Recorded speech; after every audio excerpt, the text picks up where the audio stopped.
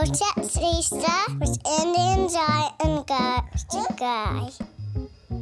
Hey team, it's Andy and Guy here. Yep, welcome back. We're on Maundy Thursday, and we had such a great time yesterday chatting with Joe about Palm Sunday. It was just fascinating to dig into the story of Palm Sunday. I mean, my Sunday school teacher just sort of sold it as like this really like sort of fairy tale story. And I guess in a way it kind of is. Yeah, I mean, they've got a king, right? Like they're expecting this king to come and overthrow Rome, and so what they're shouting in the streets is like, overthrow Rome, yeah. right in the middle of the Roman Empire, right? Right. But they're expecting something a little different, right? Like they're kind of thinking, king coming, what did Joe talk about? A military kind of like presence. Riding like, on a horse, yeah. like, you know. But what we get is Jesus on a donkey. like, which has its own image of like, it's still kingly, right? It's still but like, it's a donkey. But it's a donkey. It's not the white horse that Caesar rides in. Right.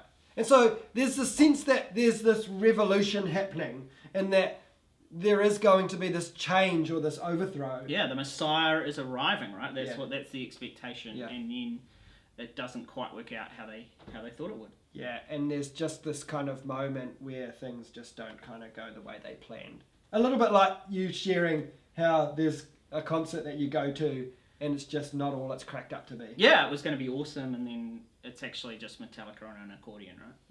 No one wants that. No one wants that. Hey, so welcome to episode 2 on Maundy Thursday with Guy, Andy and Joe. We really hope you enjoy this episode. We had a really good time doing it. So let's dig into that episode now. Go fun. Cheers. Hey, welcome back, Joe, to not Good Friday, Maundy Thursday. Maundy. Hey, thanks for having me, guys. It's good to be back.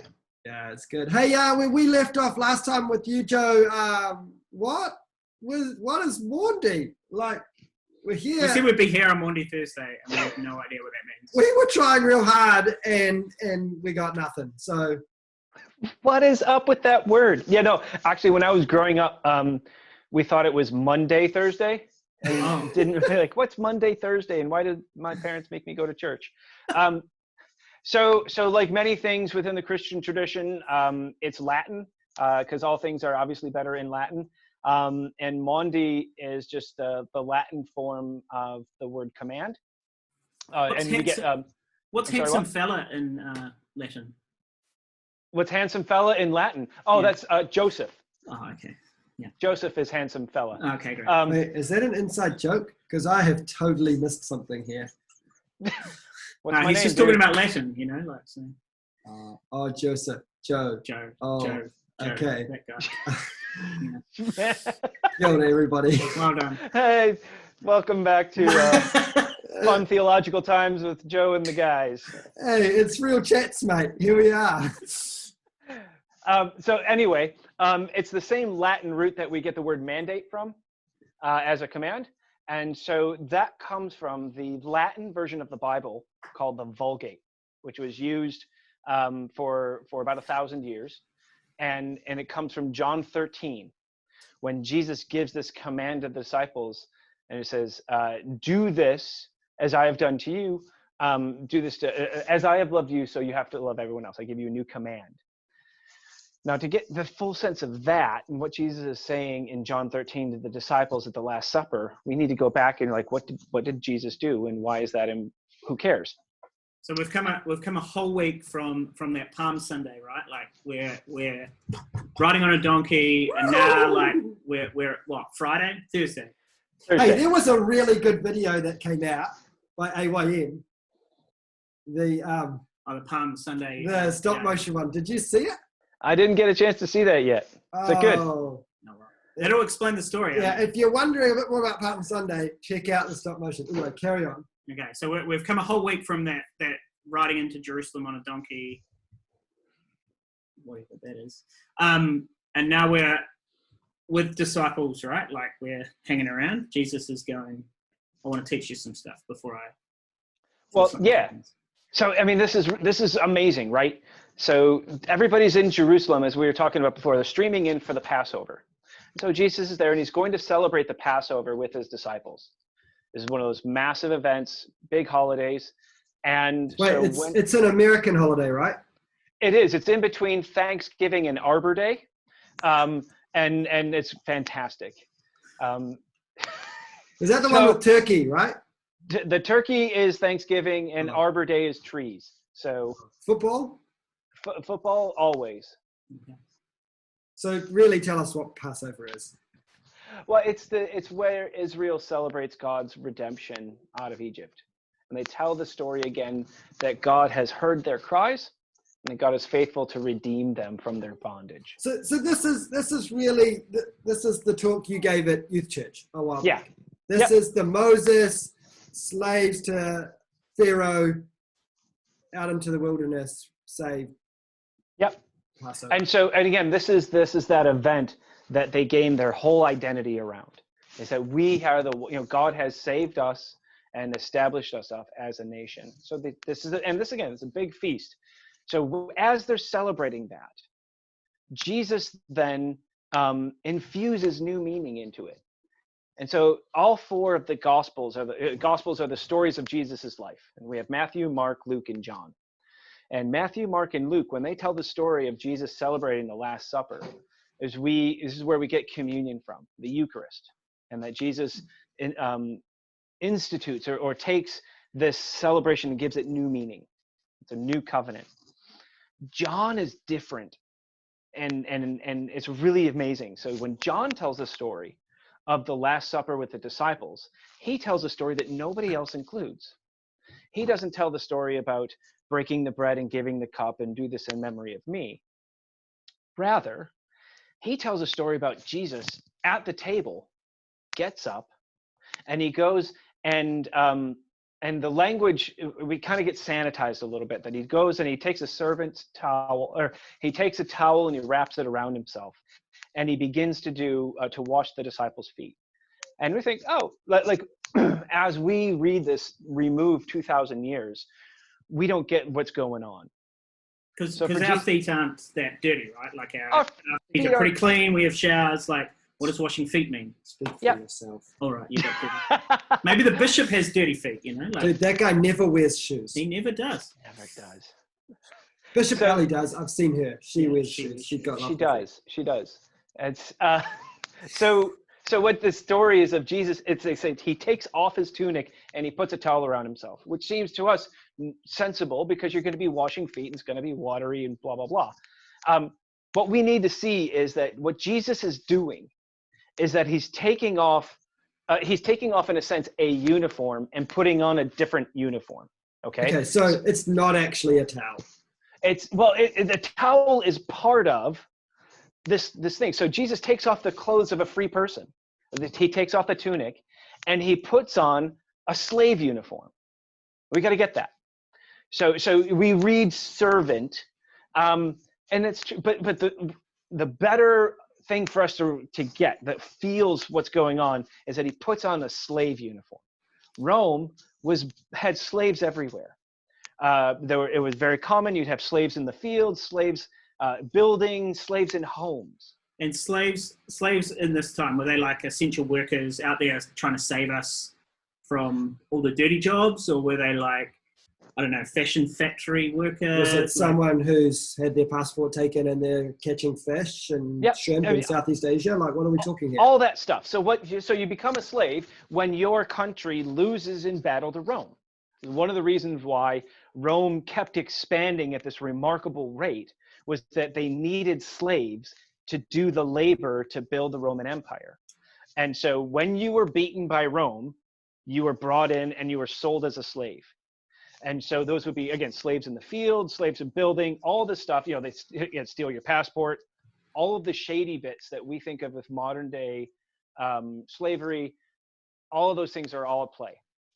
And so maybe, if you were lucky, you'd be put in a home. And so you wouldn't be doing backbreaking work, but you'd be washing the feet of people. So again, polite company, when someone comes in after walking around in the dusty roads, sandals, you clean up your feet. But that's the thing that we got to see is what Jesus is doing is he's putting on slave clothes, a slave uniform to do slave work. And so this brings us back to like the idea of like, this is not the king, that we were all expecting, right? Like no king, no pharaoh, no Roman empire would do this, right? Like Because what we were picking up was this idea of white horse, militant, like king, overthrow Rome. We're going for this. We're all in. Hosanna in the highest. Blessed is he who comes in the name of the Lord, right? Which is what we talked about on Palm Sunday. And now, Joe, you're telling us that actually what happened was they were eating their final meal and celebrating Passover, remembering. So it'd be like Jacinda Ardern, right? Like head of our country, coming and being, I don't know, cleaning The garbage person the garbage is an person, essential worker. right? Like, is that it? Is that sort of? That's exactly it, and that's exactly. I mean, and even lower than that, because at least garbage people who you're still paid wages. Sure. People who do this kind of essential service are still paid decent money for, even if it's a job you don't like doing, you're still well compensated. So you got to go lower than that. Wow. And these are these things that are going on. And I think you're right to notice that we haven't been able to cover what goes on from Palm Sunday through till Thursday. But you begin to see the crowd that once celebrated and brought Jesus in to become being disappointed because they recognize that Jesus he's not going to be doing this thing that they thought he would. And this is exactly what then happens with the disciples. So as soon as Jesus puts on a slave uniform to do slave things, Peter in particular pushes against it, says, no. He won't let Jesus do that. Jesus tells him off. He's like, listen, dude, if you don't let me do this, you have no part in my kingdom. And so it's like, and man, every step of the way, we think we know, we understand what God's going to be doing. And Jesus again and again and again disappoints the expectations. And he takes a left-hand turn, right? Man, and I just got some serious people. I got some little Goosebumps. Yeah, because people are just they're just on a different road, eh? Like they just think something's going on here. And this moment, like you just said, this with Peter pushes back, and Jesus is gives him a bit of a come on, man, this is not what this is about. It's just they're just again not getting it.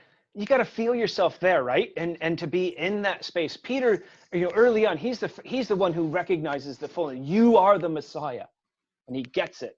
And then you got to picture him, and then to see Jesus, again, slave clothes, doing slave work, grimy his feet, and Jesus says no, or Peter says no. And you got to picture Jesus looking up at him, and just real dude, if you don't let me do this, you have no part.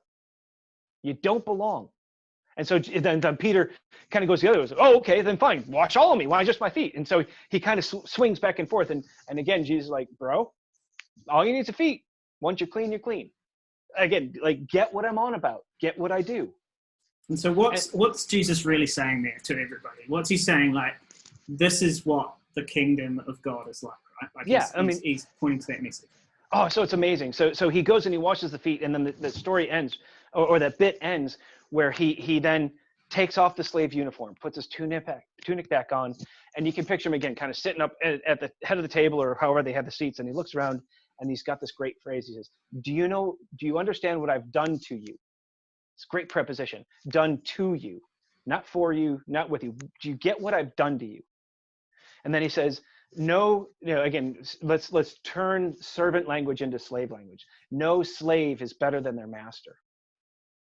And as I have done to you, I expect that you will then go and do this to others. No slave, no slave is better than their master. And if you call me master, and I have done this, know that this is what you are called to. And that's again, and those are sentences that we can hear almost over a lifetime and not get the fullness of them. What does it mean for us to do, to put on slave clothes and do slave things, to empty ourselves for others to serve? Because that's why we're here. That's why God made us, is to serve, because no one is better than the master. And so really, Jesus in this moment was serving, or being a slave, to use that language, to others, to point us to the lowest point where we can empty ourselves for others. I think what Joe's saying is we become the disciples in this space, and we ask the same question that, well, we didn't think this is what a master was, right? And then, but Jesus is now telling us that we have to put on the towel and wash people's feet, metaphorically, right? Like we have to do that for others in our society. We have to get rid of our freedom so that others can thrive. It's good. Yep, and it's great because you can see that the New Testament writers pick up that and they get it. So there's this really famous passage in Philippians 2 where the Apostle Paul is writing to the church in Philippi, and he says that you should imitate Christ, who, being in the very nature of God, didn't consider this equality with God something to be held onto, but emptied himself and took the form of a slave. And so even in the early church, they're starting to get it. What does it mean for us to imitate Jesus? Is to understand that we live to empty ourselves for others, for people we don't know, for people who need. So we're here on Maundy Thursday, and the Maundy meaning command, which was that command that Jesus gave to his disciples, right? Do what I have done for you, and so go and do that to others. And I guess that starts to point us towards tomorrow, Good Friday, which Jesus takes that on even further, right? Like he says, you must pick up your cross and follow me. And so we're going to dive deeper into that tomorrow around what Good Friday means in that self-emptying kind of space, right? So yeah, every time you think that, I mean, it's that amazing thing. Every time you think that you get the fullness of what Jesus means by empty and serve for others, it's like you turn the corner and you see another level that he's at work at. And it's, yeah, man. Great. It's good. That's us for Maundy Thursday. Okay, awesome. Wow. We will pick this back up on Good Friday. Awesome to have you with us, Joe, unpacking Maundy Thursday. We will catch up with you real soon. Go well. Hey, thanks heaps, guys. It's good to see you again. See ya. Bye. Hey, thanks so much for joining us on this Maundy Thursday. I feel like we know a whole lot more about Maundy. Yeah. Maundy meaning command, right? That's what he said. And that command to put on the towel, become the slave, and self-empty yourself for others. Yeah, that's pretty right. Cool. It's totally right. Hey, if you're really interested in digging into this more, then feel free to open up your Bible and turn to the book of John, chapter 13, and I think it's the first little bit of that chapter, right? Yeah, 1 to 17. Yeah, so you can check that out if you want to marry that up against this episode with us talking to Joe about Maundy Thursday. Hey, as always, I'm sure there's lots of questions or comments out there. Feel free to chuck them below, and we'll get to those as much as we can. Or feel free to jump into the discussion with each other and flesh that out together. Remember, there might be other people out here who this would be really valuable for. So share it with your friends. If that's what they're into, it'd be great to see as many people as possible coming on the journey with us through Easter. We're going to be here again tomorrow looking at Good Friday. Yeah, we're really excited. It's going to be a big day. Good Friday's always pretty heavy to get through. So it feels weird to call it good though, right? Yeah, it is a bit of a weird sort of oxymoron. Yeah. What do you do? Well, we'll find out more about that tomorrow. See you there. See you there, guys. Bye.